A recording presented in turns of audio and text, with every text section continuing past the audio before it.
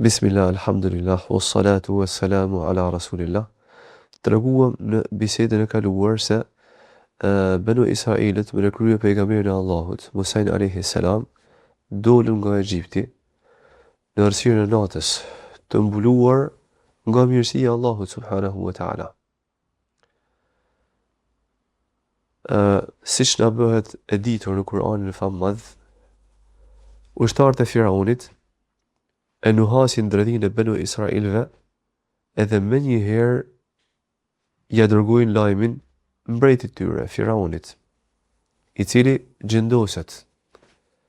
Edhe në ato momente urdhëron që të mblidhet ushtria, dërgon tellall nëpër qytet, në mënyrë që të mblidhen ushtarët dhe ushtria dhe t'i ndjekun nga pas Banu Israilit me qëllim të ligë, me qëllim të keq.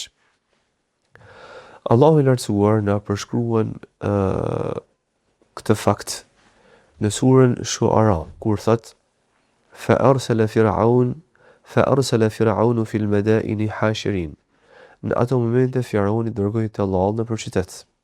Inna haula'i la shirzimatun qalilun wa innahum lana laghaizun wa inna lajami'un hadirun.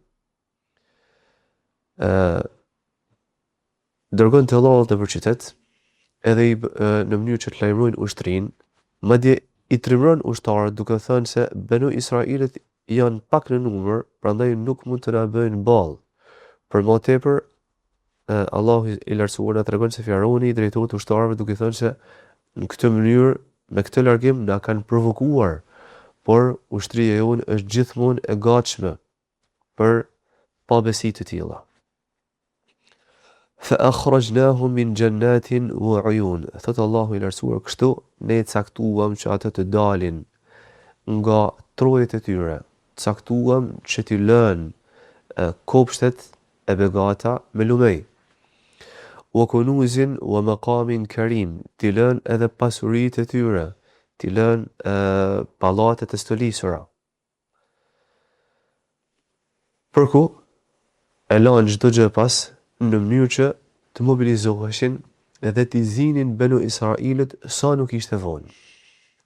Kemi treguar në bisedat e kaluara se Musa alayhi salatu wassalam e kishte bërë këtë rrugë, pra rrugën për në Sham 2 herë. Megjithatë, me caktimin e Allahut subhanahu wa taala, në errësirën e natës ai e humbi udhëzimin.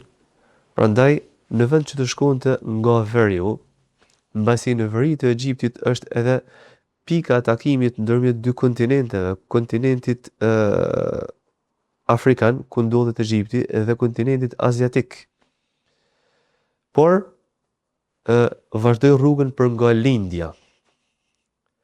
Edhe siç na bëhet e ditur në Kur'anin famadh, me Banu Israilit mbërritën pranë brigjeve të detit të Kuq. Allahu i lartësuar na tregon se Firauni dhe ushtria e tij i zun, pra ju afruan Banu Israilve në të zbardhur. Pra në momentin që kishte filluar të zbardhte agimi, Banu Israilet që tashmë ishin përballë detit të Kuq, dëgjuan trokllim akuajsh. Toka filloi të tundej në këmbë, kthyen kokat pas kush të shihnin. Ushtria e madhe e stërmadhe e Firaunit të armatosur gjerë në dhëm kishte mbuluar horizontin dhe tërhiqte me vete një re të madhe pluhuri, gjë që i tmerroi pas ardhësit e Jakubit. Ku të iknin, ku të fshiheshin? Përpara ishte deti, në 2 krahët e tyre kishin malet e thepisura, ndërsa pas sa vinte e afrohej Tirani me ushtrinë e tij. Në ato momente, shikimet u shtangën edhe zemrat u ardhën në fyt, i kaploi frika. Allahu i lartësuar e përshkruan këtë skenë madhështore në fakt.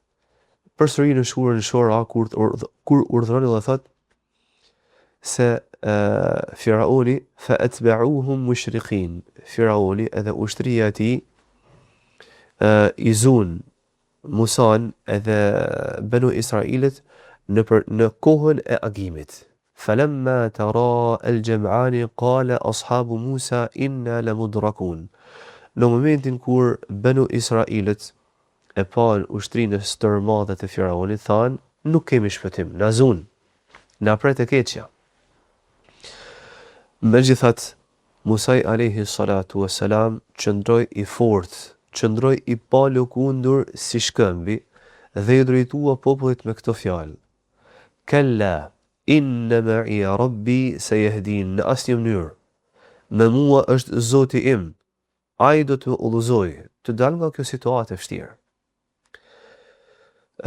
Shumë interesante është përgjigja e të dërguarit Allahut.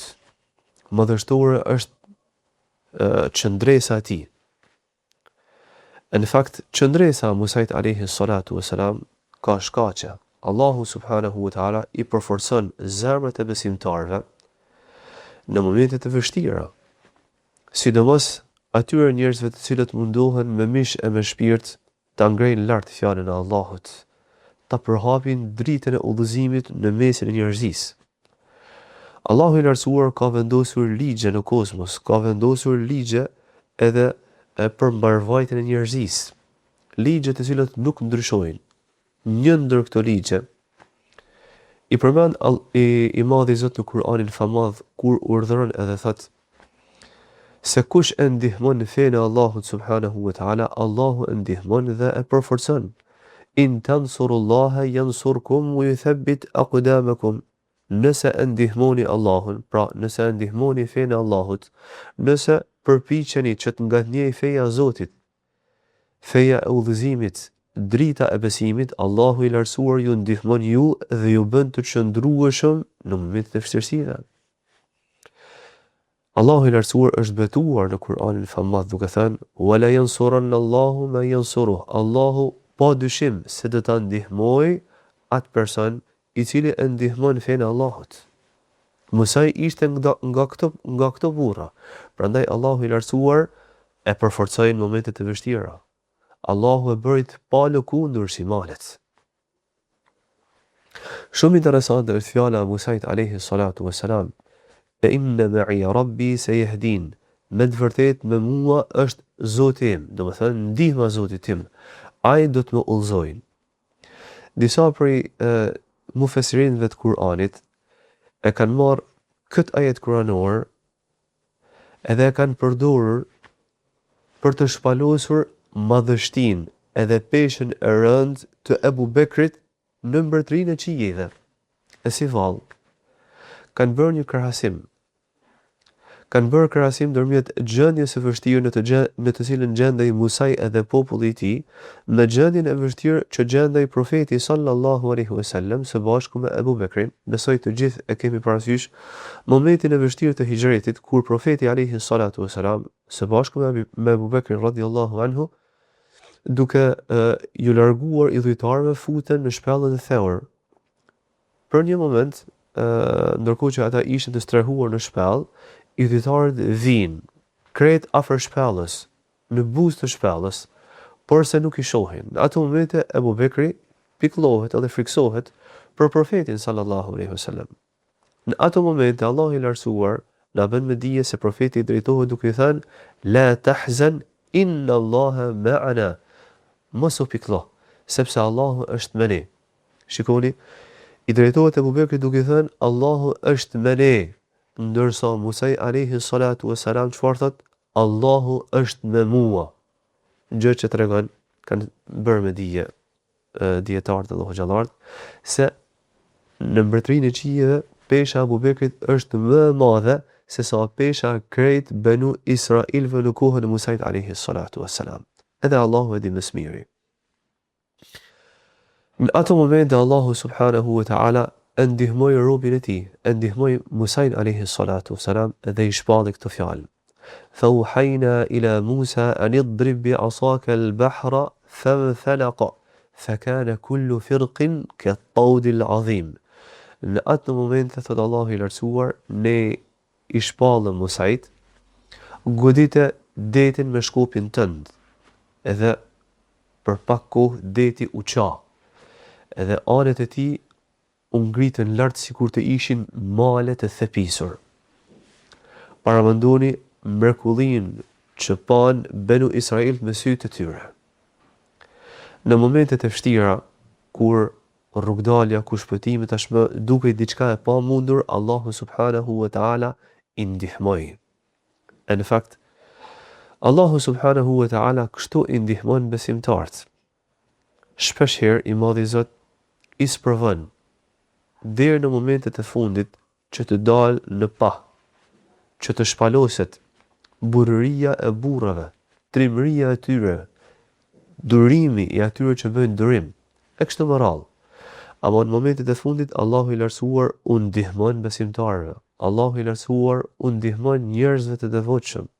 A nuk ka thënë i Madhi Zot në Kur'anin famadh se Allahu i ndihmon të devotshmit? Allahu subhanahu wa taala i bën rrugdalje njerëzve të mirë.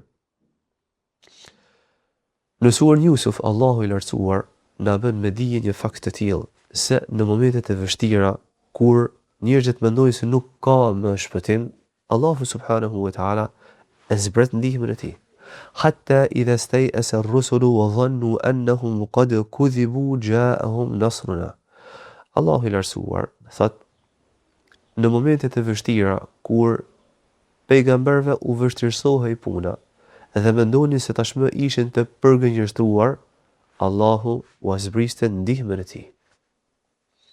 Ndërsa në surën Bekara, Allahu i lartësuar thot: "Am hasibtum an tadkhulul jannata", a mendoni se do të hyni në xhennet, "walamma ya'tikum mathalu alladhina khalu min qablikum", edhe mos ju godasin ju sprovat edhe belat që i goditën ata të cilët ishin përpara jush?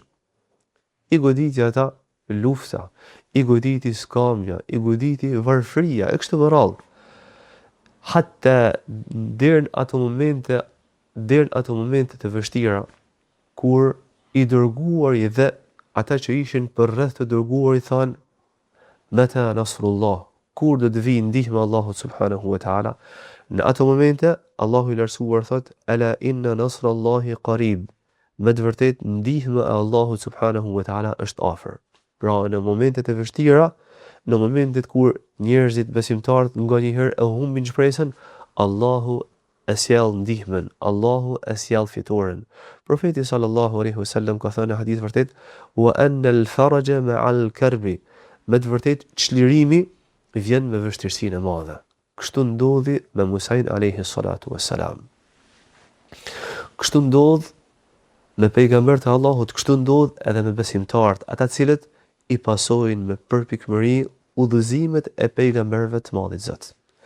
Elos Allahu subhanahu wa taala të bëjë dobishme këtë që tham, deri në takimin e radhës. Assalamu alaikum wa rahmatullahi wa barakatuh.